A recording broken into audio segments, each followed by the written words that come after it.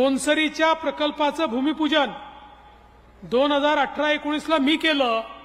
ज्यावेळेस हे भूमिपूजन केलं त्यावेळी लोक असं म्हणायचे भूमिपूजन तर अनेक होतात पण गडचिरोलीमध्ये प्लांट येऊ शकत नाही, काम होऊ शकत नाही. आज मला याचा मनापासून आनंद आहे की आपण ज्या गोष्टीचं भूमिपूजन केलं त्याचं उद्घाटन करण्याकरता देखील या ठिकाणी उपस्थित आहोत. आणि पुढच्या टप्प्याचंही भूमिपूजन झालेलं आहे. आज आपल्याला माहिती आहे जवळपास या ठिकाणी DRI प्लांट आहे 400 कोटीचा, पेलेट प्लांट आहे 3000 कोटीचा, आयरन ग्राइंडिंग प्लांट आहे 2700 कोटीचा.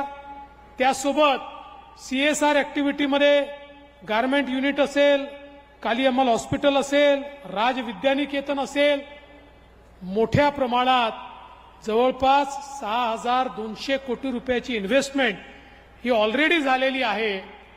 9000 लोकांना या ठिकाणी रोजगार मिळतो आहे आणि 25,000 कोटी रुपयाची इन्व्हेस्टमेंट होऊन 20,000 आमच्या स्थानिकांना या ठिकाणी रोजगार मिळणार आहे. म्हणजे गडचिरोलीच्या युवांच्या जीवनामध्ये मोठं परिवर्तन हे या ठिकाणी होणार आहे.